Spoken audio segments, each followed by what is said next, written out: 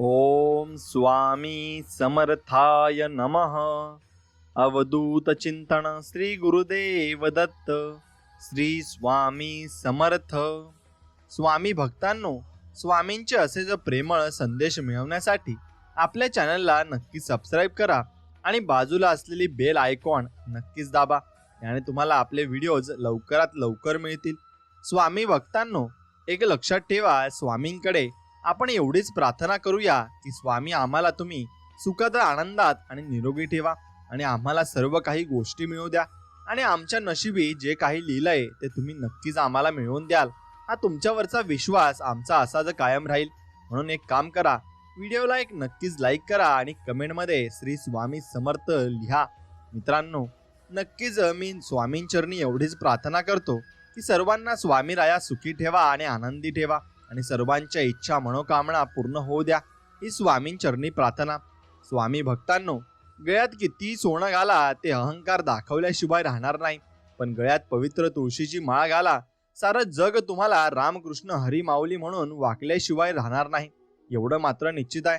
म्हणून देवासमोर उभे राहून तुम्ही काय मागताना यापेक्षा देवाकडे पाठ असताना तुम्ही कसे वागता यावर खूप काही गोष्टी अवलंबून असतात।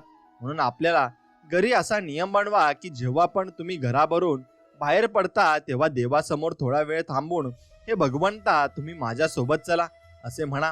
कारण जरी तुमच्या हातामध्ये लाखोंचं घड्याळ असेल, पण त्यावर दाखवणारी वेळ फक्त त्या परमेश्वराच्या हातात असते, हे मात्र तितकंच खरं आहे। म्हणून सकाळची सुरुवात दोन गोष्टींनी करावी। पहिली म्हणजे कालचे वाईट प्रसंग विसरून आणि दुसरी म्हणजे आज काहीतरी नवीन चांगले करावे हे मनात ठेवून। म्हणून साथ देणारा सोबती जर असेल सोबत तर मग हरलेला डाव देखील जिंकता येतो आणि हे मात्र निश्चित खरं आहे। म्हणून आयुष्यात खूप चुका केल्या असतील, पण अभिमान मात्र एकाच गोष्टीचा आहे की आजपर्यंत स्वतःच्या स्वार्थासाठी कधीच कोणाचा फायदा नाही घेतला। शेवटी काय, तर कर्म चांगले असेल तर फळ देखील चांगलेच मिळणार आहे आणि हे मात्र तितकेच खरे आहे। म्हणून मतलबी दुनिया माणसून माणूस चांगल्या काळात सोबत असतो आणि वाईट काळात मतलबी होऊन जातो। म्हणून माऊली सांगतात चांगलेच होणार आहे आणि हे मनात धरून चला, बाकीचे परमेश्वर अगदी बघून घेईल। हा विश्वास मनात असला की येणारा प्रत्येक क्षण आत्मविश्वासाचा आणि सकारात्मकतेचा असेल, हे मात्र निश्चितच आहे। म्हणून साथ देणारी बायको वाईट काळ साथ देणारी असेल तर मग ती कोणीच तुम्ही सोडायला नको आणि कधीच सोडायला नको आणि त्याला तुम्ही नक्कीच लक्ष्मी तुमच्या पायात आहे असं तुम्ही समजावं आणि नक्कीच त्यांना तुम्ही पूर्णपणे साथ दिलेली पाहिजे। आजकालचे प्रेम, आजकाल नात्यात एकनिष्ठता राहिली नाही। म्हणून एक गोष्ट लक्षात घ्या, तुम्ही एकनिष्ठ राहायला शिका आणि सर्व काही नीट होईल। या मार्गाने चालायला शिका, सर्व काही तुमच्या बाजूने होईल आणि सर्व काही नीट होईल। याबद्दल तुम्ही नेहमी श्रमस्व असावे आणि स्वामींकडे भरपूर काही मागत राहावे। स्वामी तुम्हाला निर्मळ मनाने सर्व काही देतात। परमेश्वराने दुसऱ्याला काय दिले हे बघण्यात आपण इतके मग्न असतो की परमेश्वराने आपल्याला काय दिले आहे हे बघायला आपल्याकडे वेळ सुद्धा नाही। म्हणून हे बघायला तुमच्याकडे वेळ तुम्ही नक्कीच काढा आणि वेळ काढल्यावर तुम्हाला कळेल की परमेश्वराने आपल्याला केवढी मोठी संपत्ती दिली आहे आणि आपल्या आयुष्यात कोण येणार हे आपण जन्म ठरवलेलं असतं आणि जन्म झाल्यावरच ठरलेलं असतं। म्हणून हे येणाऱ्या प्रत्येक माणसाचे येण्यामागे काहीतरी कारण असते आणि काही लोक आपल्या वाईट कर्माची शिक्षा द्यायला येतात तर काही लोक आपल्या चांगल्या कर्माचे फळ द्यायला येतात। म्हणूनच काही लोकांकडून आपल्याला खूप त्रास होतो तर मग काही लोक आयुष्यात आल्यावर खूप आनंदही मिळत असतो। म्हणून जीवन म्हणजे झोपाळा आहे, तो जेवढा मागे जातो तेवढाच प्रमाणात तो पुढे येत असतो। त्यामुळे जीवनात घाबरू नका, दुःख जेवढी येतात तेवढी सुखही येणार आहेत आणि तुम्ही लक्षात ठेवलं पाहिजे, स्वामी म्हणतात की तुम्हाला काळजी करण्याची गरज नाही आणि मी तुमच्या पाठीशी आहे। मग तुम्हाला कशाची काळजी करण्याची गरज नाहीये। म्हणून तुम्ही तुमच्या वयापेक्षा 9 महिने मोठे आहात, ही गोष्ट फक्त एकाच व्यक्तीला ठामपणे माहिती असते आणि त्याच व्यक्तीला कधी तुमचा मोठेपणा अजिबात दाखवू नका, हे मात्र लक्षात ठेवा। मनासारखे दिवस येण्यासाठी काही मनाविरुद्ध दिवस हे काढावेच लागत असतात। विहिरीचे पाणी सर्व पिकाला सारखे असते तरी पण कारलं कडू, ऊस गोड आणि चिंच आंबट होते। हा दोष पाण्याचा नाही तर बीजाचा आहे। तसंच देव सुद्धा सर्व काही सारखंच आहे, म्हणून दोष कर्माचा असतो, हे मात्र आपण समजून घेतले पाहिजे। म्हणून आपले स्वहित जाणती सगळे निरोधिता नक्कीच बळे दुःख वाटे सगळे लोक आपले स्वहित जाणून आहेत। त्यांना जर आपण काही सांगितले किंवा वाईट सवय सुधारण्यासाठी सांगितले तर त्यांचे व लोकांना दुःख होते ही आशा आहे. म्हणून एक लक्षात घ्या, इथेच गमवायचे आहे आणि इथेच कमवायचे आहे. म्हणून म्हणून कोणाला काही देता आलं नाही तरी चालेल, पण कोणाचे मन दुखवू नका. कारण माणुसकीचं मोल हे पैशांपेक्षा खूप मोठं असतं, हे समजून घ्यायला हवं. आणि मित्रांनो, आयुष्यामध्ये आपल्या परिवाराची नक्कीच तुम्ही काळजी घेतली पाहिजे. आणि तुम्ही कितीही देवधर्म करा, पण तुमच्याकडून होणाऱ्या त्रासामुळे जर कोणी परमेश्वराच्या दरबारात रडत असेल ना, तर ज्या ज्या लोकांचं मन तुमच्यामुळे दुखावलं गेलं असेल, त्यांचे एक एक हिशोब परमेश्वर आज ना उद्या घेतोच, यात शंकाच नाही. म्हणून प्रेम असं द्यावं की घेणाऱ्याची ओंजळ अपुरी पडावी. मैत्री अशी असावी की स्वार्थाचं भान नसावं. आयुष्य असं जगावं की मृत्यूनेही म्हणावं, जग अजून मी येईल नंतर. म्हणून एक लक्षात घ्या, चांगलेच होणार हे मनात धरून चला, बाकीचे परमेश्वर बघून घेईल याच्यावर विश्वास ठेवा. आणि हा विश्वास मनात असला की येणारा प्रत्येक क्षण हा आत्मविश्वासाचा आणि सकारात्मकतेचा असेल. म्हणून तुम्ही निश्चिंत राहा, मी पाठीशी आहे असं स्वामी म्हणत आहेत. म्हणून स्वामींवरचा पूर्ण विश्वास तुम्ही राहू द्या. आयुष्याच्या प्रत्येक वळणावर खंबीरपणे पाठीशी उभे असलेल्या अतिशय सुंदर सोबती म्हणजे आपले श्री स्वामी समर्थ महाराज आहेत. म्हणून निंदा नेहमी त्यांच्या व्यक्तीची होत असते, जी नेहमी दुसऱ्यांच्या सुखदुःखात धावून जात असते. जसं गुरुशिवाय ज्ञान मिळू शकत नाही, त्याचप्रमाणे निंदकाशिवाय माणूस प्रगतीही करू शकत नाही. गायीच्या कासेमध्ये राहू नये गोचिड, जसे गायीचे दूध न पिता गायीचे रक्त जे पित असते, तसेच ज्ञानी लोकांच्या सानिध्यात राहू नये. मूर्ख लोक ज्ञान ग्रहण न करता त्यांच्यात वाईटच शोधत असतात, आणि मग हे मात्र तितकेच खरे आहे. म्हणून मन हा मोगरा अर्जुनी ईश्वरा पुनरुक्ती संसारा येणे नाही. म्हणून जीवनात प्रत्येक व्यक्तीची कदर करा. एकदा गेलेली व्यक्ती परत भेटत नाही, कारण हा जन्म पुन्हा मिळत नाही, हे लक्षात ठेवायला शिका. बळ आल्यावर प्रत्येक पाखरांना आभारात जरूर उडावं, पण ज्या घरट्याने आपल्याला ऊब दिली ते घरटं कधी ना कधी विसरावं, एवढं मात्र नक्कीच तुम्ही केलं पाहिजे. आणि माणूस कसा दिसतो यापेक्षा माणूस कसा आहे याला महत्त्व असतं. कारण शेवटी सौंदर्याचं तर असं आयुष्य तारुण्यापर्यंत, गुणांचं आयुष्य मरणापर्यंत असतं. म्हणून एवढं मात्र निश्चित आहे, जगातील सगळ्यात भाग्यवान माणूस म्हणजे ज्याच्याकडे अन्नासोबत भूक आहे, अंथरुणासोबत झोप आहे आणि ओंजळीतल्या दुसऱ्याच्या देण्याची ताकद आहे. तोच माणूस देवाचे दर्शन आणि मित्राचे मार्गदर्शन या दोन गोष्टी जीवनाला उधळून टाकत असतात. फक्त तसे मित्र तुम्ही कमवायला हवे. आणि माणसाशी बोलायला फोन आवश्यक असतो आणि देवाशी बोलायला मौन आवश्यक असते. फोनवर बोलायला धन द्यावे लागते आणि देवाशी बोलायला मन द्यावे लागते. म्हणून पैशाला महत्त्व देणारा भरकटतो, तर देवाला प्राधान्य देणारा सावरतो, एवढं मात्र निश्चित आहे. म्हणून स्वामी म्हणतात, ज्याला दुःखाची जाणीव असते त्याला सुखाची किंमतही असते. म्हणून जे दिवस आपण काढले आहेत ना, त्याचे नेहमी जाणीव ठेवा. आणि लक्षात ठेवा, धनाने नाही तर मनाने श्रीमंत व्हा. कारण मंदिरावर कळस जरी सोन्याचा असला तरी नतमस्तक दगडाच्या पायरीवरच लावावे लागते, आणि हे मात्र तितकेच खरे आहे. म्हणून कितीही कमावून ठेवले तरी बाकी राहते तुमची अगदी शून्य. आणि सगळ्यांच्या वेळी येते फक्त आणि फक्त तुमच्या जीवनातल्या आपल्या कर्माने साठवलेले पुण्य. म्हणून अधिक चांगलं पुण्य तुम्ही केलं पाहिजे, आणि चांगल्या पुण्याला नेहमी तुम्हाला नक्कीच देव सावरून नेईल. बाहेर पडल्याशिवाय जग कळत नाही, आणि मीपणा तुमचा सोडल्याशिवाय माणसंही जुळत नाही. म्हणून कुणासाठी धावून गेल्याशिवाय माणुसकी उजळत नाही, आणि कष्ट केल्याशिवाय सुख मिळत नाही, आणि चांगले विचार असल्याशिवाय आयुष्यही घडत नाही. म्हणून तुमच्या मनामध्ये तितके चांगले विचार असे आणि पाहिजे, आणि ते लक्षात तुम्ही ठेवलं पाहिजे. म्हणून आई वडिलांचा पाठिंबा आयुष्यात मिळवायचा असेल तर आई बापाचा पाठिंबा मिळवा, कारण हाच सर्वात मोठा पाठिंबा आहे. बाकी सर्वांचा पाठिंबा वेळेनुसार बदलतो, पण आई बापाचा पाठिंबा म्हणजे साक्षात परमेश्वराचा पाठिंबा ठरतो, आणि शेवटपर्यंत तो सोबत राहत असतो. दुःख सगळ्यांच्या आयुष्यात आहेत, पण त्या दुःखातही मग तुम्ही नक्कीच श्री स्वामी समर्थ तुम्हाला फक्त म्हणता आले पाहिजे. आणि सोडलेल्या दोन हातांपेक्षा जोडलेल्या दोन हातांमध्ये खूप सामर्थ्य असते. आणि परिस्थिती हाताबाहेर जात असेल तर हात जोडून बघा, मनस्थिती बदलेल तर परिस्थितीही बदलेल, आणि हे निश्चित आहे. म्हणून दिलेला घेतलेला माणूस एक वेळ विसरू शकतो, पण जिवारी लागलेले शब्द माणूस उभ्या आयुष्यात कधीच विसरू शकत नाही. म्हणून वयाने, पदाने अथवा धनाने कोणी कितीही मोठा असला तरी वास्तविक मोठा तोच असतो, जो आपल्यापेक्षा लहानांना कमीपणाची जाणीव होऊ न देता सर्वांना प्रेमाने, आदराने आणि आपुलकीने वागून घेत असतो. म्हणून बंधन नाही स्वामी नामाला, अंत नाही स्वामी कृपेला.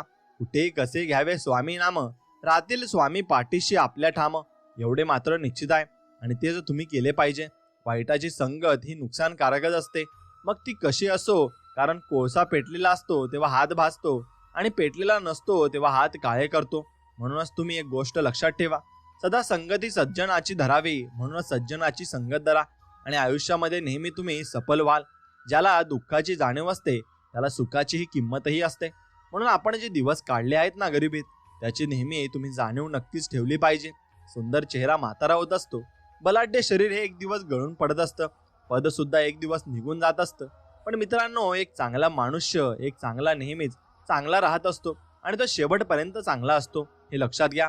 म्हणून सत्याच्या वाटेला चालत असताना एकटे पडला तरी चालेल, पण चुकीच्या गोष्टीचे समर्थन करणाऱ्यांच्या गर्दीमध्ये तुम्ही कधीच मिसळू नका. आणि त्या गर्दीमध्ये मिसळले तर तुम्ही अगदी खालच्या थरावर जाल आणि तुमचे दोष आणि तुमचे कर्म हे वाईट होत जातील. म्हणून जे पेराल तेच उगवणार. दुसऱ्याला जाणून बुजून शारीरिक, मानसिक आणि आर्थिक प्रकारचे दुःख देणारी व्यक्ती जी आज जरी सुखी दिसत असली तरी आयुष्यात पुढे मात्र आज केलेल्या प्रत्येक कर्माचा हिशोब त्यांना द्यावाच लागतो. कारण निसर्गाचा नियम आहे, जे पेराल तेच उगवणार. आणि हा सिद्धांत हे तुम्ही समजून घेतले पाहिजे. म्हणून एक गोष्ट लक्षात ठेवा, दुःख कोणाला नाही आहे. श्रीरामालाही वनवास भोगावा लागला, सीतेला पण अग्नी परीक्षा द्यावी लागली. त्यांच्या पुढे तुम्ही आम्ही कोण हो. असं जसं दुःखामध्ये सुंदर निसर्ग असतो तसंच दुःखामागेही सुख असतंच आणि ते दिसायला थोडा उशीर लागतो, पण एवढंच, पण उशिरा मिळालेलं फळ हे नेहमीच गोड असतं, हे लक्षात घ्या. आणि देवांवर श्रद्धा विश्वास असेल तर, प्रेम असेल ना, तर देव तुम्हाला एकटं कधीच सोडणार नाही, हे तितकंच खरं आहे. आणि जया अंगी मोठेपण तया यातना कठीण. म्हणून मोठेपणा ठेवू नये आणि मोठेपण बाळगू नयेत. नक्कीच तुम्ही मनाच्या आणि आचरणात आणले पाहिजे. एक गोष्ट लक्षात घ्या, हे फक्त मंदिरापर्यंत घेऊन जातात आपले जे चरण असतात, आणि ते पण आचरण आपल्याला परमात्माकडे घेऊन जाते. म्हणून चरण फक्त मंदिरापर्यंत न जाता तुमचे आचरण आपल्या परमात्माकडे गेलेच पाहिजे, हे लक्षात घ्या.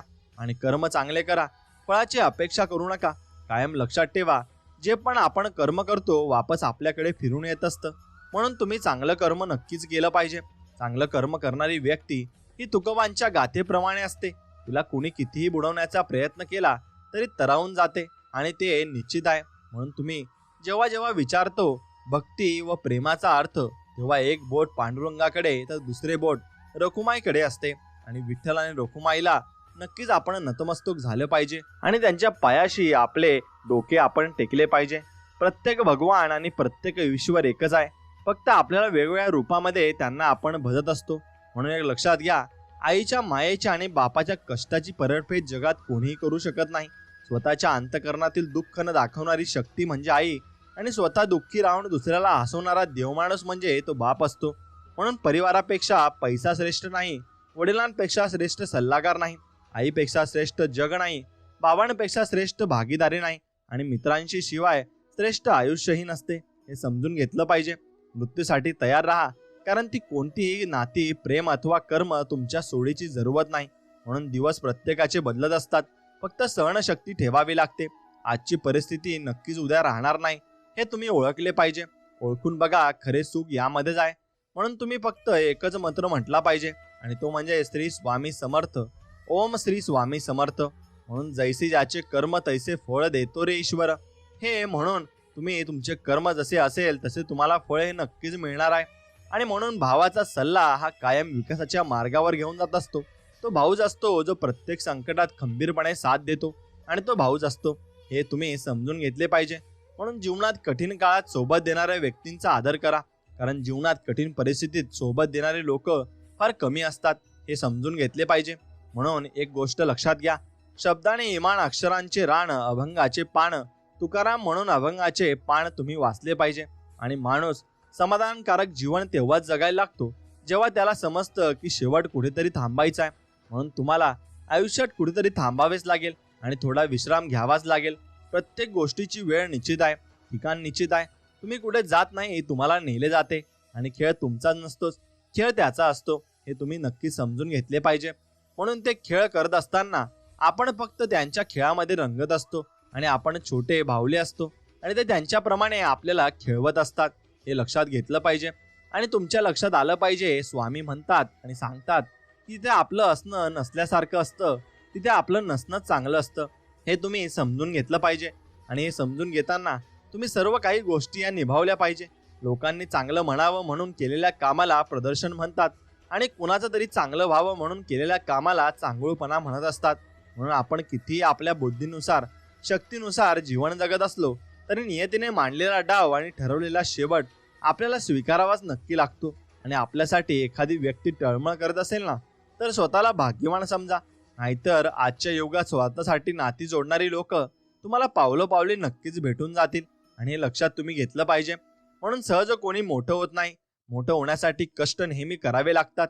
मनुष्य फक्त भ्रमात जीवन जगत असतो. हा माझा, तो माझा, माझ्या जवळचे माझे. खरं तर फक्त वेळ तुमची आहे हे लक्षात घ्या.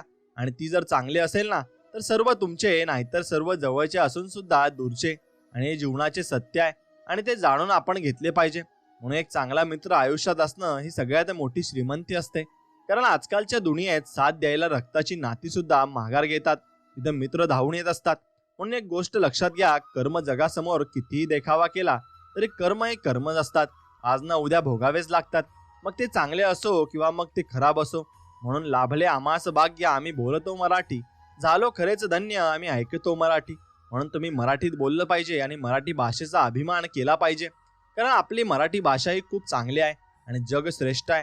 कुठलीही गाठ बांधताना धाग्याची अथवा दोरीची दोन्ही टोकं समान जोडावी लागतात, तेव्हाच गाठ घट्ट बसते. नात्याचंही असंच असतं. दोन्ही बाजूने समान ओढ असेल तरच नात्याची गाठ ही घट्ट बसत असते. आणि लक्षात घ्या, आयुष्यात जे मिळाले नाही त्याचा विचार करून त्रास करून घेण्यापेक्षा जे मिळाले आहे त्यात समाधान मानल्यास जीवनातील नकारात्मक विचारांची जागा सकारात्मक विचार घेतील आणि हे सकारात्मक विचार तुमचे आयुष्य बदलून टाकतील. म्हणून सकाळची सुरुवात 2 गोष्टींनी करावी. पहिली म्हणजे कालचे वाईट दिवस विसरून करावी आणि दुसरी म्हणजे देवाला नमस्कार करून करावी. आपले आयुष्य देणारी माणसं झाडांच्या अवयवांसारखी असतात. काही फांदींसारखी जास्त जोर दिला की तुटणारे, काही पानांसारखी मग अर्ध्यावर साथ सोडणारी, काही काड्यांसारखी सोबत असून टोचत राहणारी आणि काही मुळांसारखी न दिसताही सुरुवातीपासून शेवटपर्यंत अगदी साथ देणारी. म्हणून आयुष्यात पाठिंबा देणारी माणसं सोबतीला असली की मनस्थिती बरोबर परिस्थिती सुद्धा बदलत असते. आणि कलियुगाचे पर्व आहे. प्रत्येकाला तिथे गर्व आहे. मी आहे तर सर्व आहे, नाहीतर सर्व व्यर्थ आहे.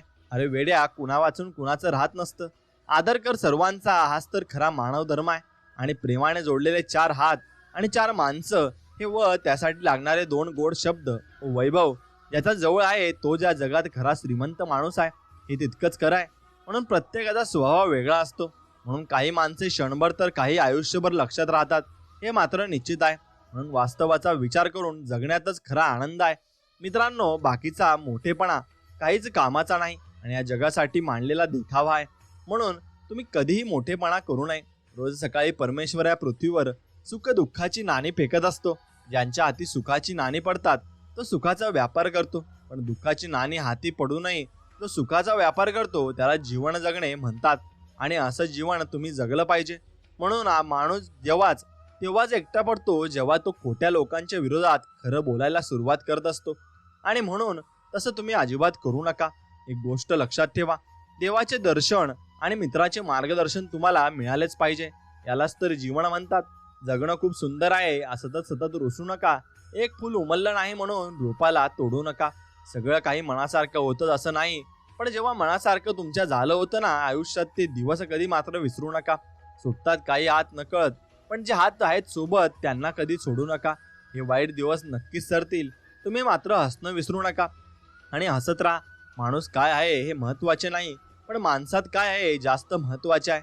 जे बदलता येईल ते बदलावे, जे बदलता येत नाही ते स्वीकारावे आणि जे स्वीकारला योग्य नाही त्यापासून दूर राहावे. परंतु स्वतःला कायम आनंदी ठेवावे एवढेच तुम्ही केले पाहिजे. आपण कितीही आपल्या बुद्धीनुसार शक्तीनुसार जीवन जगत असलो तरी नियतीने मांडलेला डाव आणि ठरवलेला शेवट आपल्याला स्वीकारावाच लागतो हे मात्र तितकंच खरं आहे. आणि प्रेम करणं सोपं खूप असतं, प्रेम करत राहणारं अवघड असतं आणि हे तुम्ही समजून घेतलं पाहिजे. म्हणून मनुष्य फक्त भ्रमात जीवन जगतो. हा माझा, तो माझा, माझ्या जवळचे माझे.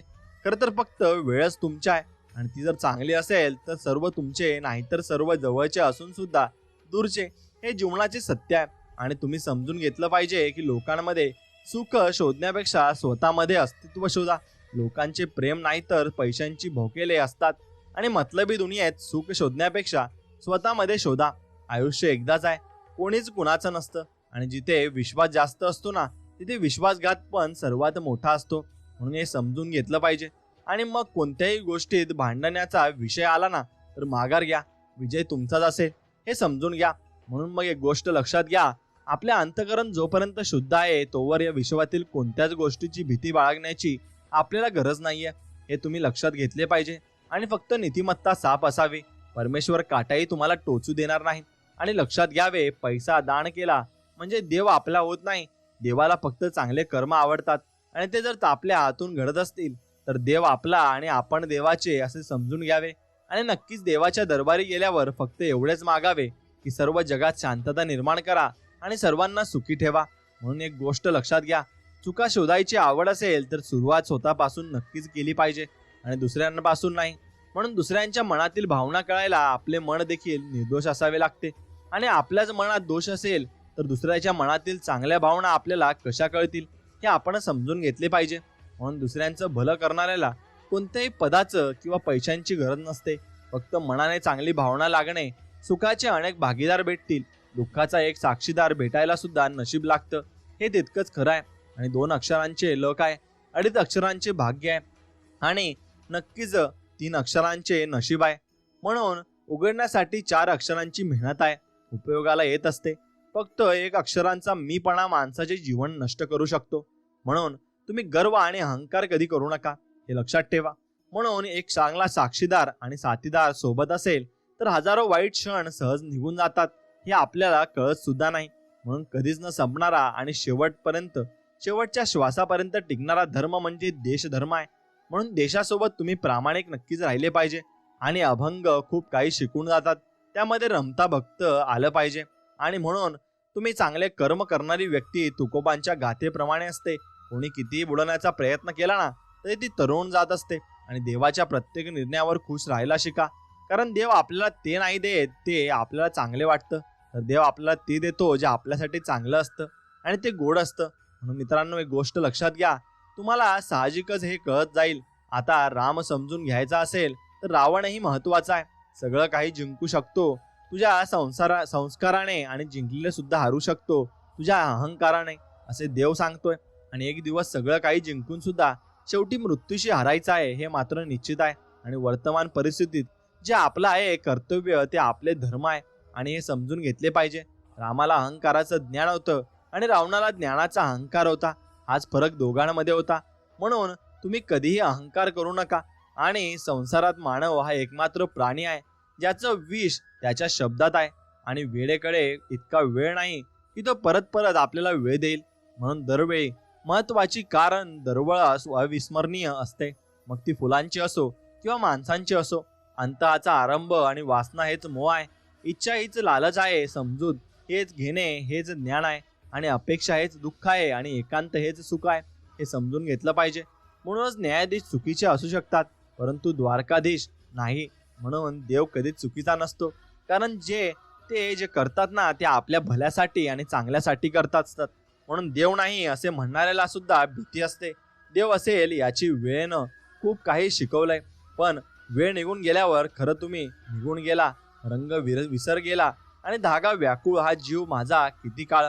जागा फुटलेला काचेचं सपानं हे डोळ्यात रात पेटून उठली आणि दिवस काळो खात असेच दिवस जात असतात. आणि देवा, आपण देवाची आठवण काढत असतो आणि आपल्याला देवाला भेटायचं असतं. एक गोष्ट लक्षात घ्या, लोकशाही बळकट करण्याकरता मतदान करा, मळकट करण्याकरता नाही. म्हणून तुम्ही जेव्हा लोकांकडे तुमचे मत मांडता त्यालाच तुम्ही मतदान असं म्हणता. आणि तुम्ही मत मांडत असता आयुष्य आहे तसं जगून घ्या. भविष्याचा विचारात वर्तमानात जगायचं आहे हे मात्र विसरू नका. इथं शब्दांनी जखमा भरल्या जातात आणि शब्दांनीच घाव केले जात असतात. म्हणून शब्द हे खूप महत्वाचे आहेत. आणि विषारी शब्दांचा हृदयावर असा मार झाला, दिसल्या नाही जखमा पण त्रास मात्र फार झाला. म्हणून शब्द हे जपून वापरावे, हे तुम्ही लक्षात ठेवावे. निरीक्षण जे दिसतं त्यावरून केलं जातं, पण बऱ्याच वेळा सत्य त्या दिसणाऱ्याच्या पलीकडचं असतं, हे मात्र तितकंच खरं आहे. म्हणून वेदनेचा अनुभव घ्या आणि आनंदाचा आस्वाद घ्या. तुम्ही खोल दरीचा अनुभव घेतला नसेल तर शिखरावरून दिसणार दृश्य तुम्हाला कधीच चित्तकारक वाटणार नाही. आणि कोणत्या गोष्टीचा गर्व करताय?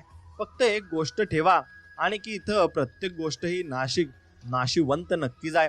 म्हणून कोणत्याही गोष्टीचा गर्व करू नका. महादेवांनी पहिले रामाचा धर्म आणि नंतर रावणाची भक्ती निवडली. मर्यादित असं सांगण्यात आणि मर्यादेत राहण्यात फरक आहे आणि हे लक्षात ठेवा. म्हणून आपल्या अंतर्मनाचा महाभारत आपल्याला लढायचा आहे. जीवनात या चक्रव्यूहमध्ये आपल्याला कृष्ण आणि आपल्यालाच अर्जुन बनायचा आहे. निसर्गाचा नियम आहे, आपण जितकं सांभाळू शकतो त्यापेक्षा अधिक आपल्याला काहीच दिलं जात नाही. हे खरं आहे. संयम ठेवा मित्रा. ज्यांनी तुझा नशीब लिहिलंय तो ब्रह्मांडाचा मालक आणि सर्वात मोठा लेखक आहे. मग त्यांनी काहीतरी विशेष लिहिलं असेल हे मात्र निश्चित आहे. दुःख तर खूप आहेत, पण अपेक्षा भंगांचे दुःख फार मनोयातना देणारं असतं. म्हणून मृत्यू ही जीवनाची मोठी शोकांतिका नाही, तर जीवन असतानाही खरोखरच जगण्यामध्ये अपयशी होणं हीच खरी शोकांतिका आहे. कधी वेळेनुसार सगळं काही बदलतं आणि कधी कधी वेळेनुसार सगळं काही संपतं सुद्धा. काही मिळाले तर त्याची कृपा, काही नाही मिळालं तर त्यांची इच्छा. आणि जे आपल्याला पाहिजे असतं ते कधीच मिळत नाही. जे आपल्याला हिताचं आहे ते मात्र नक्कीच आपल्याला मिळत असतं. म्हणून प्रेमाबद्दल लिहायचं तर काय लिहू का? जीवनाची सुरुवात लिहू का पाऊस पावलावर नक्कीच घडलेली गोष्ट लिहू? मग तुझ्या माझ्या आठवणींचा तो क्षण लिहू? प्रेमाबद्दल लिहायचं तर काय लिहू? असंच आपण स्वामींबद्दल प्रेमाने विचार केला पाहिजे आणि स्वामींच्या आपण सानिध्यात राहिलो पाहिजे. म्हणून जरी कितीही रंगात मी रंगलो तरी तुझा तो पहिला रंग नाही विसरता. असं स्वामींचा जो मोहक सुगंध असतो, तो स्वामींचे जे निस्वार्थ प्रेम असते ते आपण शेवटपर्यंत विसरायचे नसते आणि स्वामींवरच आपण तसे प्रेम करायचे असते. म्हणून समाधान काय आहे? या स्वार्थी जीवनाचा त्याग करून निस्वार्थपणे जीवन जगणं म्हणजे समाधान आहे, हे समजून घेतलं पाहिजे. मित्रांनो, आयुष्याच्या रंगमंचावर नाटक हे करावेच लागतात, नाहीतर या नाटकाचा कधी तमाशा होतो हे कळत सुद्धा नाही. आता खूप काही नको रे बाबा, भविष्य देणाऱ्या विघ्नांवर मात करण्याची बुद्धी दे. एवढं फक्त तुम्ही आम्हाला ज्ञान द्या. संयम जेवढा जागृत होईल त्याच्या प्रमाणात त्या व्यक्तीला दृष्टी प्राप्त होत असते आणि कुणी मनातलं बोललं तर कुणी मनासारखं बोलतं आणि इथेच गफलत होते. माणसं ओळखायला म्हणून माणसं ओळखायला तुम्ही नक्की शिकले पाहिजे. आणि मावळणारा प्रत्येक दिवस सांगतो हा तुझा अंत नाही, आणि उगवणारा प्रत्येक दिवस आपल्याला सांगत असतो की तुझी ही सुरुवात नाही. जे आपल्याला मनासारखं होत नाही ना ते त्यांच्या मनासारखं होतं, आणि जे होते ना ते चांगल्यासाठीच होते हे समजून घेतलं पाहिजे. सर्व काही असून सुद्धा जो झुकतो तो श्रेष्ठ, आणि श्रेष्ठ असून सुद्धा सर्वसामान्य राहणं हा सर्वश्रेष्ठ गुण त्याचा आहे. म्हणून आठवणीनं आठवणीतलं असावं हे चांगलं असतं. आठवणीनं वर्तमानाचा भाग व्हायचा प्रयत्न केला की सगळीच गफलत होत असते. नेहमीच आनंद मिळेल असे नाही, कधी कधी दुःख पण सोसावे लागेल. कितीही अहंकारी असाल तरी प्रेमात मात्र कधी ना कधी आपल्याला झुकावेच लागते. टाइमपासच्या जमान्यात जुन्या विचारांवाले आम्हाला आयुष्यभरासाठी नाती जपायला आवडतात, आणि आपण नाती नक्कीच जपली पाहिजे. व्यक्तिमत्वाला आणि स्वभावाला न शोभणाऱ्या भूमिका नाईलाज असतो, आणि साकारायला भाग पाडणारा अभियांत्रिक चित्रपट म्हणजे आयुष्य आहे. पाप शरीर करत नाही, विचार करतात, आणि गंगेत शरीर धुतलं जातं, विचार नाही, हे लक्षात घ्या. म्हणून प्रत्येक दगडावर जर देव सापडला असता तर पायरी कशी बदलली नसती, आणि प्रत्येकाकडून आपल्याला चांगल्याचीच अपेक्षा केली नसती, तर जगण्याची गोंडी ही कधीच चाकलीच नसती. म्हणून मनामध्ये असू धावा एक आठवणींचा गप्पा म्हणून हवं तेव्हा मारता येतात. म्हणून दुसऱ्यांची केलेल्या गप्पा वयाचे दाखले द्यायला आपण पावसाळे मोजत, पण खरं सांगा त्या पावसात आपण किती भिजतो.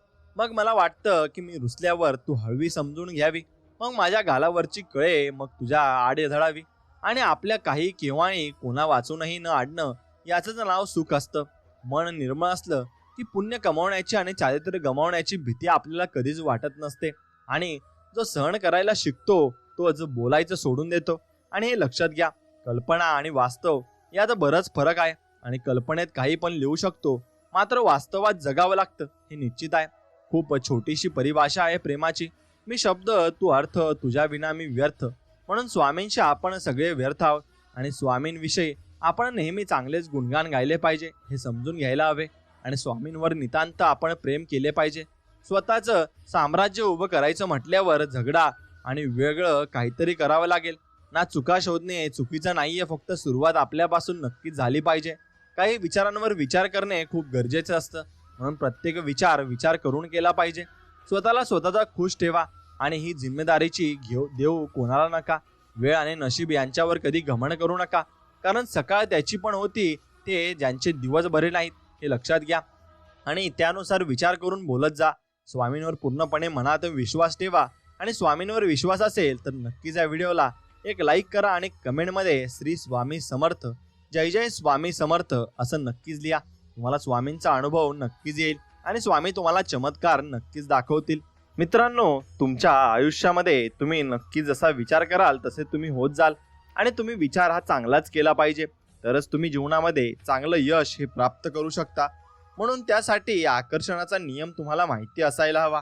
भावना, विचार, मत आणि कृती चतुस्तुत्री या गोष्टी तुम्ही लक्षात घ्यायला हव्यात.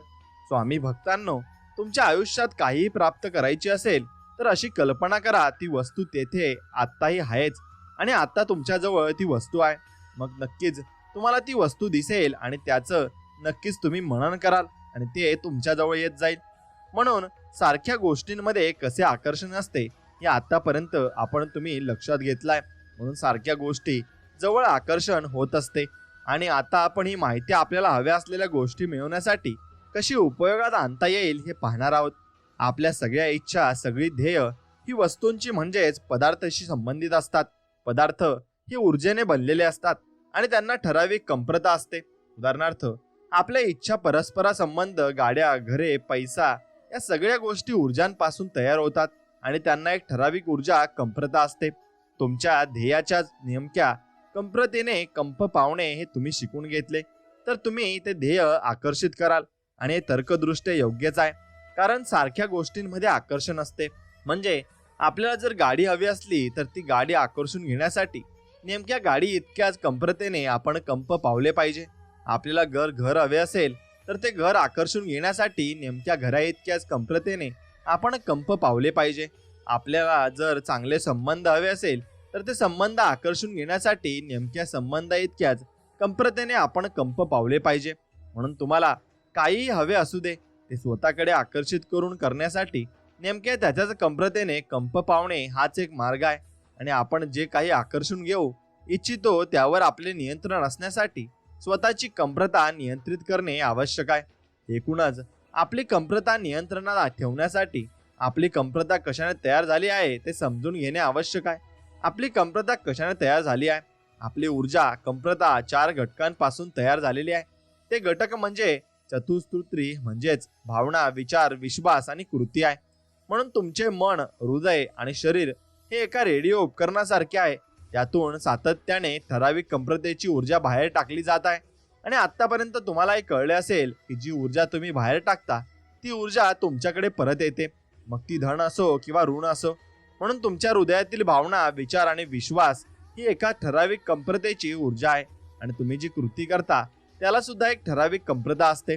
म्हणून तुमच्या भावना, विचार, विश्वास आणि कृती यांमधून तुम्ही ठराविक कमतरतेची ऊर्जा या विश्वाकडे पाठवत असता आणि कमतरता स्वतःशी जुळणारी कमतरता शोधून काढते. म्हणून तुम्हाला तुमचे ध्येय आकर्षून घ्यायचे असेल तर तुमची कमतरता, तुमच्या भावना, विचार, विश्वास आणि कृती म्हणजेच चतुसूत्री आणि मग या तुमच्या ध्येयाच्या कमतरतेशी जुळून घ्यायला तुम्हाला शिकावे लागेल. आणि जर तुमच्या ध्येयाची कमतरता नक्कीच तुमची मेगाहर्ट्स मध्ये जास्त असेल तर तुम्हाला तुमची स्वतःची कमतरता ही वाढून घ्यावी लागेल. आणि हे तुमच्या नभोवाणी संचावर नेमकी कमतरता जोडण्यासारखेच आहे. आणि जर ही कमतरता तुम्हाला थोडी जरी नीट जोडता आली नाही तर तुम्हाला हवे असलेले नभोवाणी स्थानक तुम्हाला मिळणार नाही आणि कमतरतेची जुळणी अचूक व्हावी लागेल. आणि तुमच्या ध्येयाची कमतरता अचूकपणे कशी कळेल मग हे तुम्ही समजून घ्या. तुमच्या नभोवाणी संचाप्रमाणे तुमच्या ध्येयाची कमतरता मेगाहर्ट्स या एककात नेमकी कळू शकत नाही. मग जर आपल्याला नेमकी कमतरता ठाऊक नसेल तर ध्येयाची आणि स्वतःची कमतरता जुळवणे असे शक्य आहे.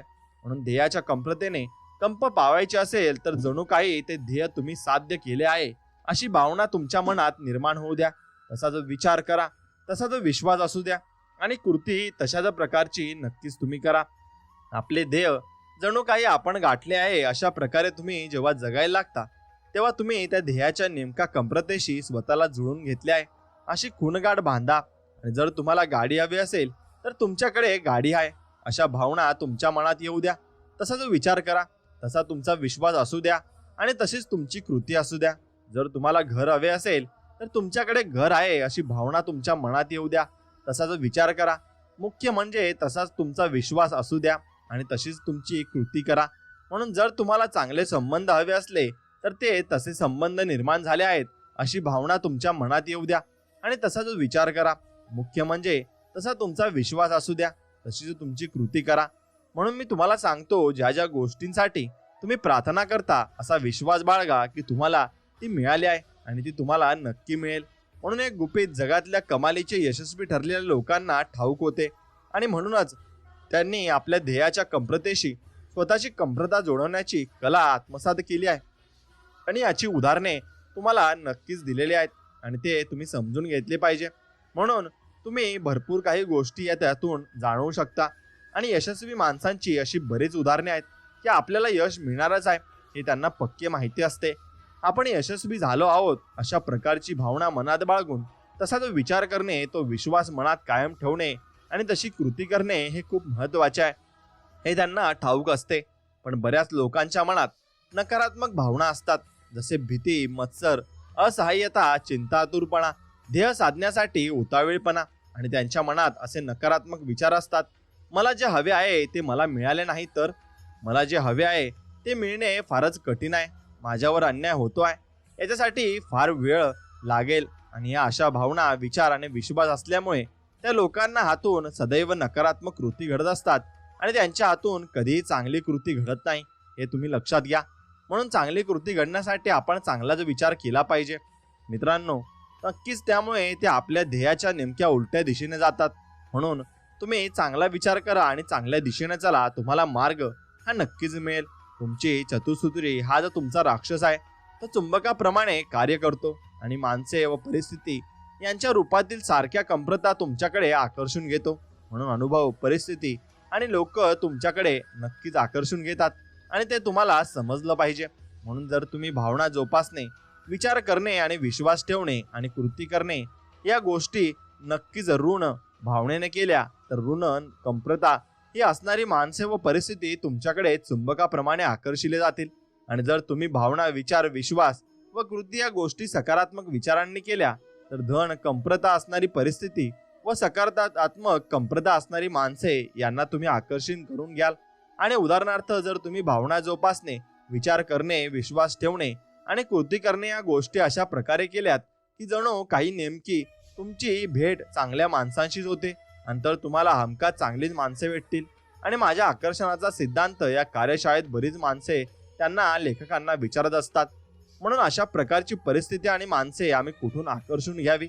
असे पहा की धन आणि ऋण, कमतरता या तुमच्या सभोवार नेहमीच असतात आणि तुम्ही त्यांच्याशी जुळून घेता आणि त्यांना आकर्षित करता. म्हणून तुम्ही जेव्हा नभोवारणीचे वरचे एखादे स्थानक जुळून घेता तेव्हा स्थानकाशी कमतरता तुमच्या आसपास नेहमीच असते. तुमच्या नभोवाने संच स्वतःला तिच्याशी जुळून घेतो आणि म्हणून त्या प्रक्रियेला योग्य कमतरतेशी जुळून घेणे असे म्हणतात. त्याचप्रमाणे ऋण आणि धन प्रकारच्या कमतरता आपल्याबरोबर वागणारी माणसे आपल्या आसपास नेहमीच असतात.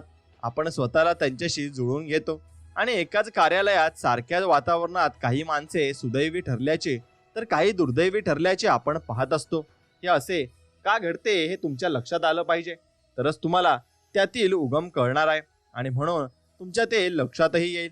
म्हणून तुम्ही एक गोष्ट करायची आहे की हे असे का घडते याचे कारण असे की एखादी व्यक्ती अजाणतेपणे ऋण कमतरतेशी स्वतःला जुळून घेते आणि मग तिने कितीही कष्ट केले तरी दुर्दैव तिचा पिच्छा सोडत नाही आणि दुसऱ्या एखाद्या व्यक्तीला केवळ धन कमतरतेशी जुळून घेतल्याने थोडे कष्ट केले तरी अशा व्यक्ती कायम सुदैव ठरतात. आणि अनेकदा आकर्षणाचा सिद्धांत आपण आपल्या विरुद्धच वापरतो. म्हणून एकूणच आपण कोणत्या प्रकारचे आयुष्य आकर्षून घेणार आहोत, ते धन असेल की ऋण असेल, या सगळ्याला आपणच जबाबदार असतो. एखादी घटना, माणूस किंवा परिस्थिती यांच्या कमतरतेशी स्वतःला जुळून घेतल्याशिवाय ते आपल्या आयुष्यात प्रवेश करू शकतच नाही. आणि म्हणून आपल्या लक्ष्याच्या कमतरतेशी स्वतःला कसे जुळून घेता येईल हे तुम्ही विचार करायला हवा.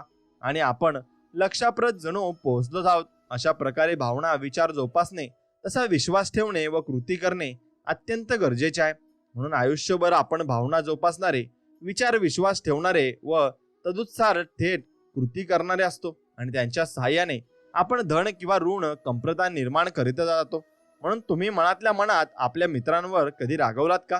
तसे झाले असेल तर तुम्हाला कळेल की तुमची ऋण आणि रागाची भावना त्याला कळाली आहे. आणि हे असे का घडले असेल याचे साधे कारण असे की तुम्ही त्यांच्या रोखाने ऋण कमतरतेच्या ऊर्जेने कंप पावायला सुरुवात केली आहे. आणि म्हणून करता आणि अर्थात आपण सगळेच जण एकाच ऊर्जेपासून निर्माण झालेले असल्यामुळे एकमेकांच्या ऊर्जा जाणवाने हे आपल्याला सहज शक्य होऊन जाते.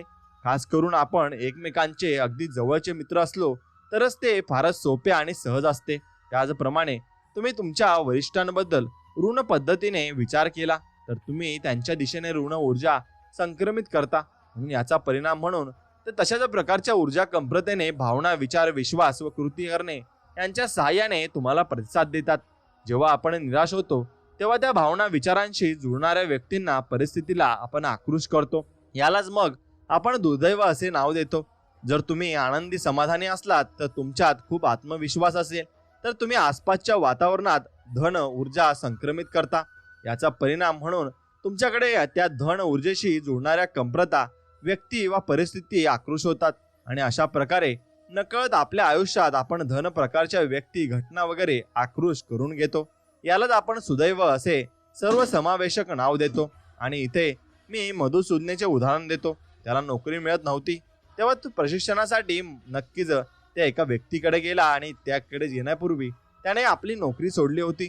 आणि त्यानंतर ती जवळजवळ 10 ठिकाणी मुलाखतीला गेला होता पण त्याला कुठेच नोकरी मिळाली नाही. आणि त्यांना त्या शिबिर केल्यानंतर त्यांना नोकरी मिळाली आणि त्यांनी आकर्षणाचा नियम वापरला आणि त्यांना त्याच्यावर विश्वास होता. आणि मुख्य म्हणजे त्यांची कृती चांगली होती. म्हणून ती उत्तरे तुम्ही नक्कीच ऐकली पाहिजे. तर भावना, तणावपूर्ण, भांबावलेला, असमाधानी, निराश, असहाय्य, स्वतःवर चिडलेला, स्वतःच्या कामाबद्दल नावड असलेला, म्हणून अशा भावना तुम्ही अजिबात करायच्या नाही. विचार, इथे फार राजकारण चालते, वरिष्ठ दडपशाही करतात, सहकारी माणसे चांगली नाहीत, कामाचा भार फार आहे, इथे आपला विकास होणार नाही, असं आपल्याला नक्कीच जाणवू लागतं. म्हणून तुम्ही अशा विचार अजिबात करायचा नाही आणि फक्त चांगलाच विचार आणि चांगल्याच भावना तुम्ही आपल्या मनामध्ये ठेवायच्या आहेत. स्वतःची भावना, विचार, विश्वास आणि कृती स्वतःच्या कल्पनेत आणून त्यांचे मानसिक चित्रण करण्याचे तंत्र कसे वापरावे हे मी त्याला शिकवले. आणि हे करताना आपल्या मनात असलेला पगार देणारी ही नोकरी जणू आपल्याला मिळालेली आहे असा विचार करायचा होता. म्हणून मानसिक चित्रण करण्याचे हे तंत्र वापरून त्याला फार बरे वाटले आणि नवीन नोकरी स्वतःकडे आकर्षित करण्यासाठी सकारात्मक विचार करण्याचे महत्त्व त्याला कळले होते. त्यानंतर 1 आठवडाभर त्याने भावना जोपासा, विचार करा, विश्वास ठेवा आणि कृती करा या चतुसूत्रीची आपल्याला हवी असलेली कंपरता वापरून या नव्या तंत्राचा त्याने सराव केला. आणि त्यानंतर एकाच आठवड्यात त्याला हवी असलेली नोकरी मिळाली. आणि आकर्षणाच्या सिद्धांताची हीच तर जादू आहे. पुढे दिलेला स्वाध्याय करून तुम्ही ती जादू आणखीन चांगली करू शकता आणि तुम्हाला त्यातून भरपूर काही चांगले गुण हे आणि चांगले रिझल्ट हे मिळू शकतात. म्हणून भावना, विचार, विश्वास व कृती या चतुसूत्रीच्या कंपनीवर नियंत्रण मिळवणे. म्हणून आयुष्यातल्या ज्या क्षेत्रात तुम्ही कार्यरत आहात तिथल्या तुमच्या भावना, विचार, विश्वास व कृती हा ऋण आहेत का आणि त्या चांगल्या आहेत का ऋण आहेत हे तुम्ही समजले पाहिजे. आणि ते ऋण कंप्रता तुम्ही समजून घेतली पाहिजे आणि त्यानुसार तुम्ही त्याला कमी करण्यामध्ये नक्कीच रस घेतला पाहिजे. तरच ती कमी होऊ शकते. आणि तुम्ही प्रत्येकासाठी आणि प्रत्येकाविषयी चांगलेच विचार केले पाहिजे. तरच तुम्हाला त्या चांगल्या गोष्टी आत्मसात होतील आणि चांगल्या गोष्टी तुमच्या आयुष्यामध्ये नक्कीच घडतील. म्हणून आकर्षणाच्या चक्रावरील नियंत्रण आहे. एकदा तुम्ही निर्णय घेतलात की त्या निर्णयाची कार्यवाही व्हावी यासाठी सारे विश्व एकत्र होते आणि सारे विश्व ते मिळवण्यासाठी तुम्हाला मदत करत असते. फक्त ही गोष्ट तुम्हाला स्वतःला समजली पाहिजे आणि ती एकदा समजली की मग तुम्हाला काहीच करायची गरज भासत नाही. तुम्ही फक्त त्यावर काम करत राहा आणि तुम्हाला चांगले रिझल्ट नक्कीच भेटतील आणि तुम्हाला प्रत्येक गोष्ट ही आयुष्यात प्राप्त होण्यासाठी नक्कीच मदत होईल. म्हणून तुमची जेव्हा एखादी घटना घडते तेव्हा आपण आपल्या भावना, विचार, विश्वास आणि कृती याद्वारे तिला प्रतिसाद देत असतो. म्हणून तो प्रतिसाद आपण कसा देतो यावर ते अवलंबून असते. म्हणून ते तुम्ही नक्कीच लक्षात घेतले पाहिजे. आणि एकदा की ते तुम्ही लक्षात घेतले की मग तुमच्या लक्षात सर्व काही येऊन जाईल आणि तुम्हाला सर्व काही चांगल्या प्रकारे समजून जाईल. म्हणून मित्रांनो, आकर्षण तुम्ही प्रत्येक गोष्टी घेतल्या पाहिजे आणि प्रत्येक गोष्टी तुमच्या आकर्षणाच्या मध्ये आल्या पाहिजे. म्हणून एक गोष्ट लक्षात घ्या, जेव्हा एखाद्या जोडप्यात दुरावा निर्माण होतो तेव्हा दुःख होणे, संताप होणे, असहाय्य वाटणे, आपण कमी दर्जाचे आहोत असे वाटणे, अशा प्रकारच्या भावना मनात निर्माण होणे हा या त्या घटनेला त्याचा प्रतिसाद असतो. आणि आपल्यावर कोणी प्रेम करावे इतकी आपली पात्रताच नाही असे वाटू लागते. स्वतःचे भविष्य आणि आपल्या नक्कीच जोडीदाराचे भविष्य आपल्याला नक्कीच अंधारात वाटू लागते आणि अंधारात दिसू पण लागते. मग त्यानंतर आपल्याला कोणत्याच गोष्टी कळत नाही आणि आपण चुकीच्या नक्कीच व्यक्तीला भेटत असतो आणि चुकीच्या माणसांसोबत नक्कीच आपलं सहवास होत असतो. परंतु अशाच प्रकारच्या प्रसंगात काही व्यक्तींचा प्रतिसाद यापेक्षा खूप चांगल्या व धन सकारात्मक चतुर्सूत्रीचा असतो. त्यांनाही काही काळ निराशा येते, पण तो काळ फारच थोडा असतो आणि त्यांना चांगला काळ लवकरात लवकर येत असतो. म्हणून आणि त्यानंतर ते लगेच आपल्या भावनांवर नियंत्रण मिळवून पुन्हा आशावादी जीवन जगू लागतात. त्यांच्या विचारांचा भर आपल्याकडे काय नाही हे पाहण्यापेक्षा काय आहे याकडे लक्ष देण्यावर असतो. म्हणून आपल्याला अधिक चांगली व्यक्ती बनण्यासाठी हा दुरावा निर्माण झाला यावर त्यांचा विश्वास असतो. अशी धन चतुर्सूत्री असल्यामुळे ते धन रीतीने वागतात आणि ज्या व्यक्तीशी त्यांचा दुरावा निर्माण झाला आहे त्या व्यक्तीला मनोमन क्षमा करून आपला भविष्यकाळ अधिक चांगला कसा होईल यावर लक्ष केंद्रित करतात आणि आपल्या प्रेमाला कोण प्रतिसाद देत आहे हे पाहू लागतात. अशा प्रकारच्या धन कंप्रता असलेल्या चतुर्सूत्रींमुळे ते धन घटना परिणाम आयुष्यातील प्रत्येक क्षेत्रात आपल्याकडे आकर्षून घेतात आणि यालाच मी आकर्षणाचे धनचक्र असे म्हणतो. म्हणून तुम्ही धनचक्र चांगल्या पद्धतीने चालवले तर तुमच्याही इथे लक्षात येईल तुमच्याही लक्षात येईल की तुमच्या आयुष्यात चांगल्या गोष्टी घडत आहेत आणि चांगल्या गोष्टी तुम्हाला मिळत आहेत आणि त्या गोष्टी तुम्हाला मिळत गेल्या आणि चांगल्या गोष्टी तुमच्याबरोबर घडत गेल्या की सर्व काही तुम्हाला चांगले मिळत जाते आणि तुमच्या आयुष्यामध्ये सर्व काही चांगलेच होणार आहे. फक्त यावर तुम्ही विश्वास ठेवला पाहिजे. जेवढा जास्त विश्वास तुम्ही ठेवाल तेवढे जास्त तुमच्या आयुष्यामध्ये चांगल्या गोष्टी घडत जातील. म्हणून मित्रांनो, स्वतःच्या चतुर्सूत्रीची कंप्रता बदलूनच तुम्ही तुमच्याकडे आकर्षित होणाऱ्या घटना बदलू शकता. म्हणून जर तुम्ही तुमचे वैयक्तिक आकर्षणाचे चक्र समजून घेऊ शकलात तर स्वतःच्या भावना, विचार, विश्वास, कृती या चतुर्सूत्रीत बदल घडून तुम्ही तुमच्याकडे आकर्षित होणाऱ्या व्यक्ती, घटना, परिणाम हे बदलू नक्कीच शकता. म्हणून बरेचसे लोक स्वतःच्या भावना, विचार, विश्वास आणि सवयींच्या कृती यांचे गुलाम झालेले असतात आणि स्वतःच्या चतुर्सूत्रींवर नियंत्रण मिळवून तिच्यावर स्वामित्व कसे गाजवावे हे तुम्हाला नक्कीच या विचारातून समजेल. आणि एकदा काय तुम्हाला समजले की तुम्ही तुमच्या चतुर्सूत्रींची कंप्रता जाणीवपूर्वक कशी बदलावी आणि आपण काय आकर्षित करावे हे ठरवू शकाल. म्हणून तुम्हाला त्यानुसार ते कळू शकेल आणि तुम्हाला भरपूर काही गोष्टी या मिळू शकतील. म्हणून एक गोष्ट लक्षात घ्या, तुम्ही काय मिळवायचे हे तुम्ही पक्के ठरवले पाहिजे. आणि एका व्यावसायिकाची गोष्ट मी तुम्हाला सांगतो. त्याचे स्वतःचे धन आकर्षणाचे ऋणचक्र थांबवून आपल्या व्यवसायात आकर्षणाचे धनचक्र सुस्थापित केले होते. म्हणून प्रमोद हजारो मुलांना भौतिकशास्त्र शिकवण्याचा व्यवसाय करीत असे. आपल्या एका मित्राबरोबर भागीदारीत करीत असलेला त्याचा हा व्यवसाय चांगला सुरू होता. आपला मित्र आपल्याला फसवेल असे त्याला अपेक्षित नव्हते, त्यामुळे त्याने या भागीदारीची कायदेशीर नोंदणी केली नव्हती. पण त्याच्या मित्राने त्याला गंडा घातला आणि प्रमोदकडून त्याने व्यवसाय हिसकावून घेतला. हे घडल्यानंतर प्रमोदकडे काही शिल्लक राहिले नाही. प्रमोद माझ्याकडे आला तेव्हा पूर्णपणे उद्ध्वस्त झाला होता. त्याच्या खात्यात काही एकही पैसा शिल्लक नव्हता आणि आता यातून आपण पुन्हा कसे उभे राहावे हे त्याला कळत नव्हते. मी जेव्हा त्याला आकर्षणाचा सिद्धांत समजून सांगितला असे ते लेखक म्हणत आहेत, तेव्हा त्याच्या स्वतःच्याच विषयात भौतिकशास्त्रात त्याच्या अडचणींवर उपाय होता आणि हे पाहून त्याला आश्चर्य वाटले. आपल्या मित्राने आपल्याला फसवले की नाही याबद्दल त्याला खात्री नव्हती. ही परिस्थिती त्याने आकर्षून घेतली होती की ते त्याचे स्वतःचे दुर्दैव होते तेच त्याला कळत नव्हते. पण त्याला हे पटले की हे आकर्षणाचे ऋणचक्र नाहीसे करून आकर्षणाचे एक धनचक्र तो सुरू करू शकेल आणि त्याने कृतज्ञतेचे तंत्र वापरले आणि मला तो म्हणाला की मला हव्या असलेल्या गोष्टी आकर्षून घेतल्या की मी तुमच्याशी संपर्क साधेन, तुम्हाला सांगेन. नंतर 3 दिवसातच त्याचा फोन आला की त्याला आर्थिक मदत करणारी एक व्यक्ती भेटली असून त्याने कार्यालयासाठी एक जागाही घेतली आहे आणि काही जुने गोष्टी आणि काही जुनी माणसं त्याच्याबरोबर काम करायला सुद्धा तयार झाली आहेत. आणि म्हणून त्यानंतर विद्यार्थी त्याकडे यायला लागले आणि हा फोन त्याने स्वतःच्या कार्यालयातूनच केला होता. त्याच्या बोलण्यातून आनंद ओसंडून वाहताना दिसत होता आणि आता त्याच्या मनात कृतज्ञता होती. मित्रो, आकर्षणाच्या सिद्धांतात सांगितलेली तंत्रे तुम्ही प्रत्यक्ष जीवनात जेव्हा वापरायला लागता तेव्हा असे चमत्कार नक्कीच घडू लागतात.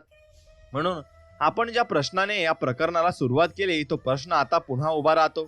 आपल्या नियतीने आपल्यासाठी काय वाढून ठेवले आहे आणि आपल्या आयुष्यात काय आकर्षून घेतो या 2 गोष्टींमध्ये काय फरक आहे. आपल्या आयुष्यातील सुमारे 80% घटना या आकर्षून घेतल्या असतात आणि ज्यांच्यावर आपले नियंत्रण असू शकते आणि 20% घटना ह्या त्या नियतीमुळे घडत असतात. म्हणून आपली नियती ही आपला अंतिम मुक्काम हा ठरलेला असतो, परंतु त्या अंतिम मुक्कामापर्यंत जाण्याचा प्रवास हा पूर्णपणे आपल्याच हातात असतो. म्हणून आंधळेपणा आणि बहिरेपणा असणे ही कदाचित हेलन केलरची नियती होती. पण या अपंगत्वासह स्वतःच्या आयुष्याचा प्रवास करताना कोणते अनुभव घ्यायचे हे सर्वस्वी तिच्याच हातात होते. म्हणून माझ्या भावना कशा कोणत्या असाव्यात, मी कशाचा विचार करावा, मी कशावर विश्वास ठेवावा, या सगळ्या गोष्टी तिने स्वतःच्या नियंत्रणात ठेवल्या आणि त्यामुळे तिच्या सर्व कृतींचे नियंत्रण तिच्याकडेच होते. तिच्यातल्या वैशिष्ट्यांमुळे तिच्या आयुष्यात असामान्य घटना घडल्या आणि तिने तिच्या आयुष्यात असामान्य यश हे मिळवले. म्हणून त्यामुळे आपल्या आयुष्यातील 20% घटना आपल्या नियंत्रणात नसतात, पण उरलेल्या 80% घटना आपण भावना, विचार, विश्वास व कृती याद्वारे नियंत्रित करू शकतो. उदाहरणार्थ, वाहन चालवताना तुम्हाला अपघात झाला तर 80% अशी शक्यता आहे की अजाणता तुम्ही जो अपघात आकर्षून घेतला होता, अनेकदा नियतीने अपघात होणे असेच ठरवले असेल, तर तीही 20% शक्यता असू शकते. म्हणून कोणालाही ठामपणे सांगता येणार नाही की हा अपघात आपण आकर्षून घेतला की ती तुमची नियती होती. म्हणून जन्मतः हात किंवा पाय नसलेली मुले डोळ्यांसमोर आणा, बहुतेक ती नियती असावी. काही जण पूर्वजन्माला दोष देतील. अशा स्थितीत आपण काय करायचे? आपल्याला हे कसे कळावे की आपल्या आयुष्यातील कोणता भाग आपण आकर्षून घेतला आणि कोणता भाग आपल्या नियतीमुळे आपल्या वाट्याला आला? म्हणून मित्र हो, या प्रश्नाला ठाम उत्तर नसले तरी माझ्या मते आपण आपले 100% आयुष्य आकर्षून घेतो आणि असाच विचार करणे हे केव्हाही चांगले असते आणि आहे सुद्धा. म्हणून त्यामुळे विचारांचा गोंधळ उडत नाही. फक्त तुमच्या भावना, विचार, विश्वास आणि कृती यांच्यावर नियंत्रण मिळवण्यावर लक्ष केंद्रित करा. कारण आकर्षणाच्या चक्रात फक्त तेवढाच भाग पूर्णपणे आपण नियंत्रणात असतो. म्हणून आपल्या आयुष्यातील काही अडचणी, आव्हाने, अपघात, वधूदेव इत्यादी गोष्टी आपल्या नियतीमुळे आपल्या वाट्याला येत असल्या तरी आपल्या भावना, विचार, विश्वास आणि कृती या चतुसूत्रीच्या सहाय्याने त्यांना आपण सामोरे कसे जातो हे मात्र 100% निश्चितपणे आपल्याला हातात असते. आणि या प्रकरणाच्या सुरुवातीला दुसरा प्रश्न होता की नकारात्मक घटना अनुभवल्यानंतर आपल्या मनात तशाच भावना निर्माण होणे नैसर्गिक नाही का? म्हणून नाही. नकारात्मक घटना अनुभवल्यानंतर नेहमीच आपल्या मनात तशाच भावना निर्माण होणे हे नैसर्गिक नाही. वनस्पती हिरव्या असणे हे नैसर्गिक आहे. सकाळी सूर्य उगवणे हे नैसर्गिक आहे. जगणे व मरणे हे नैसर्गिक आहे. नैसर्गिक या शब्दात त्यावर निसर्गाचे पूर्ण नियंत्रण असते आणि अनुसूत्य आहे. म्हणून जेव्हा एखादी व्यक्ती तुमच्याशी वाईट प्रकारे बोलते तेव्हा तुम्हाला त्या व्यक्तीबद्दल तसेच वाटणे हे नैसर्गिक नाही. तुमची विचारांची पद्धत बदलून तुम्हाला काय वाटते किंवा जाणवते ते तुम्ही बदलू शकता. म्हणजेच ती गोष्ट तुमच्या नियंत्रणात असते. यातली गोम अशी आहे की नकारात्मक घटनांना तशाच प्रकारे प्रतिसाद देण्याची आपल्याला सवय लागता कामा नये. आणि परिस्थिती आपल्याला कितीही विरोधात असो किंवा अगदी नकारात्मक असो, आपल्या भावना, विचार, विश्वास व कृती या चतुसूत्रींवर नियंत्रण मिळवा.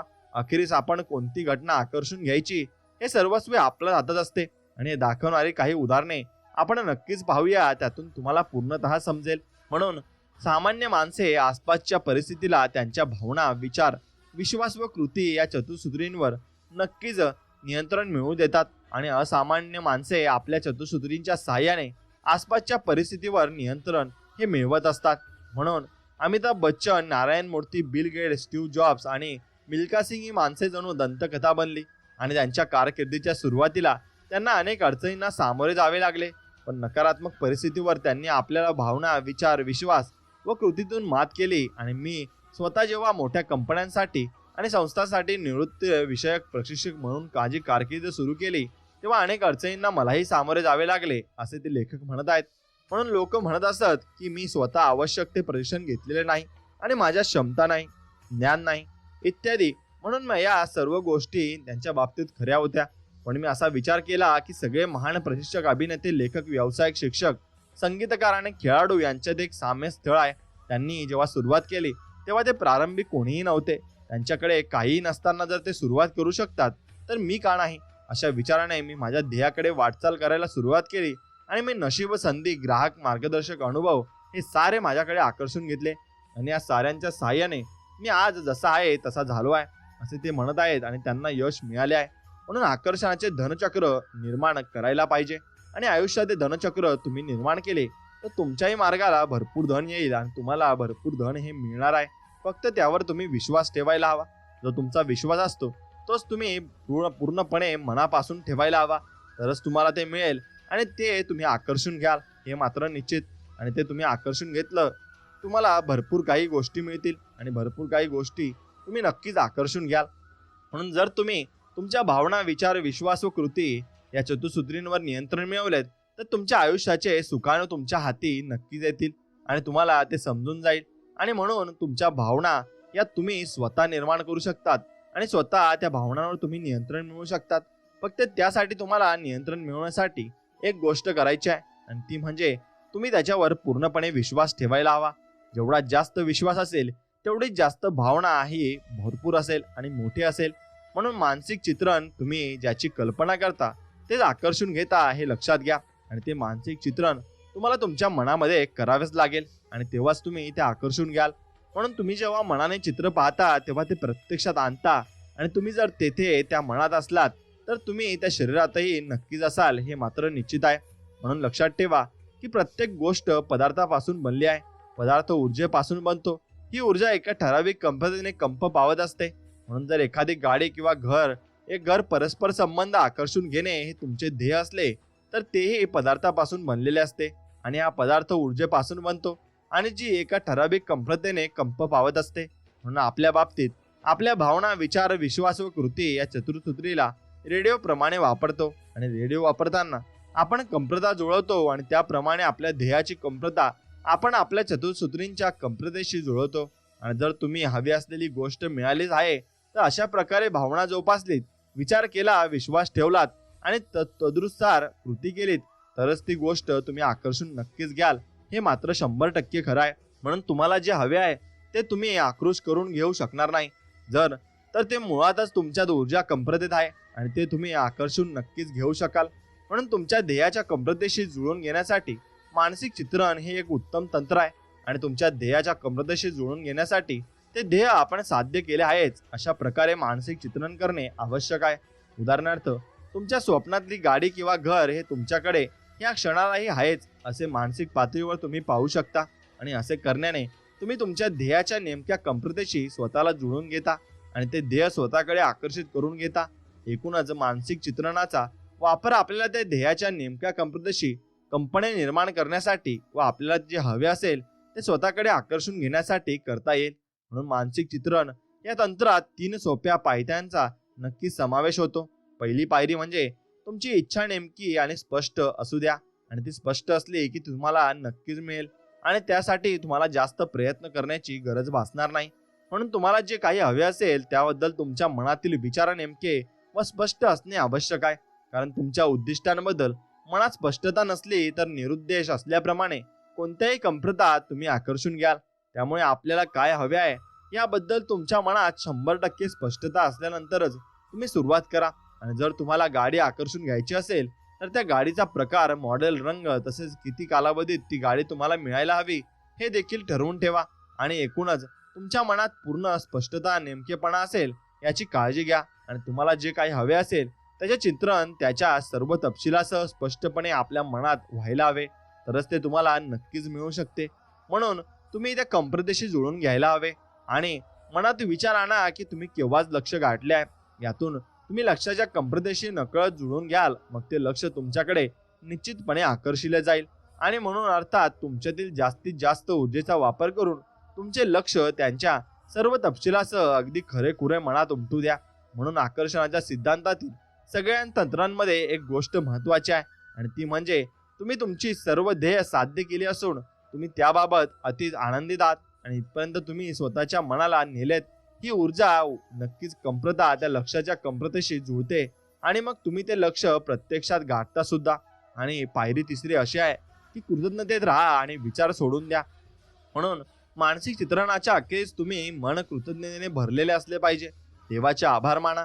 कृतज्ञता ही भावना जगातील सर्वाधिक शक्तिमान कंप्रता आहे. म्हणून जाणीवपूर्वक व मनापासून धन्यवादाची, कृतज्ञतेची भावना आकारात येऊ द्या आणि ज्या योगे लक्ष गाठण्याच्या कंप्रतेशी तुम्हाला जुळून घेता येईल आणि तुम्ही तुमचे लक्ष गाठल्याच्या विचार मनातून निघून जाऊ द्या. दिवसभर त्याबद्दल कोणताही विचार, काळजी व शंका मनात येऊ देऊ नका. अर्थात हे कायम लक्षात ठेवा की आपण आपले लक्ष गाठल्याची भावना, विचार मनात ठाम ठेवायचा आहे आणि लक्ष गाठणार असल्याचा विचार, विश्वास व कृती प्रत्यक्षात येऊ द्या. आता तुम्ही तुमच्या लक्ष्यापर्यंत पोहोचल्यात हे लक्षात घ्या आणि मानसिक चित्रण तुम्ही दिवसातून 3दा करायचे आहे. रोज सकाळी उठल्यावर, रोज रात्री झोपण्याआधी दिवसात कधीही नकारात्मक विचार मनात येऊ लागले तर नक्कीच करा आणि तुम्हाला याचा अनुभव येईल आणि तुम्हाला भरपूर काही गोष्टी यातून शिकायला मिळतील आणि त्या गोष्टी तुम्हाला ज्या शिकायला मिळतील त्यातून तुम्ही यातून आपण कसे विश्व निर्माण करू शकतो आणि कसे आपण आकर्षणाचा सिद्धांत जाणून घेऊन आपण आपल्या गोष्टी आपल्याकडे आकर्षून घेऊ शकतो यावर तुम्ही अभ्यास करू शकता आणि तो अभ्यास तुम्हाला भरपूर काही शिकवून जाईल आणि तुम्हाला जीवनामध्ये काय करायचं आहे आणि कसं करायचं आहे यावर तुम्हाला नक्कीच विश्वास ठेवायला लावेल आणि नक्कीच तुम्ही त्यावर विश्वास ठेवायलाही हवा कारण त्यावर विश्वास ठेवला तरच तुम्ही त्या गोष्टी करू शकता हे तुम्ही लक्षात घेतलं पाहिजे आणि त्या गोष्टी तुम्हाला करण्यासाठी भाग पाडतील. म्हणून मित्रांनो, तुम्ही या गोष्टी करण्यासाठी फक्त तुमच्या मनामधला विश्वासच तुम्हाला जीवनामध्ये भरपूर पुढे घेऊन जाईल आणि तो विश्वास असला की तुम्हाला कोणत्याही गोष्टीची गरज भासणार नाही आणि कोणतीही गोष्ट करण्याची गरज तुम्हाला लागणारही नाही हे तुम्ही लक्षात घेतले पाहिजे आणि ती गोष्ट करण्यासाठी फक्त तुमच्या मनातील विश्वासच तुम्हाला पुरेसा आहे आणि तो विश्वास असला की तुम्ही प्रत्येक गोष्ट ही नक्कीच करू शकता आणि प्रत्येक गोष्ट तुम्ही तुमच्या जीवनामध्ये मिळवू शकता हे तुम्ही लक्षात घेतले पाहिजे आणि ते लक्षात एकदा आले की मग सर्व काही तुम्हाला जीवनामधून मिळून जाईल आणि तुम्ही सर्व काही आकर्षण करून घ्याल. आणि म्हणून मित्रांनो, हा स्वामी संदेश तुम्हाला मनापासून आवडला असेल तर नक्कीच या स्वामी संदेशाला आला एक लाईक करा आणि कमेंटमध्ये श्री स्वामी समर्थ, जय जय स्वामी समर्थ नक्कीच लिहा आणि आपल्या आवडत्या मित्राला व्हिडिओ पुढे नक्कीच पाठवा आणि आपल्या चॅनलला सबस्क्राईब करून बाजूला असलेली घंटी नक्कीच दाबा. याने तुम्हाला आपले व्हिडिओज लवकरात लवकर मिळतील. चला तर मग भेटूया नवीन एक व्हिडिओमध्ये. तोपर्यंत जय श्रीराम, श्री स्वामी समर्थ, जय जय स्वामी समर्थ. धन्यवाद.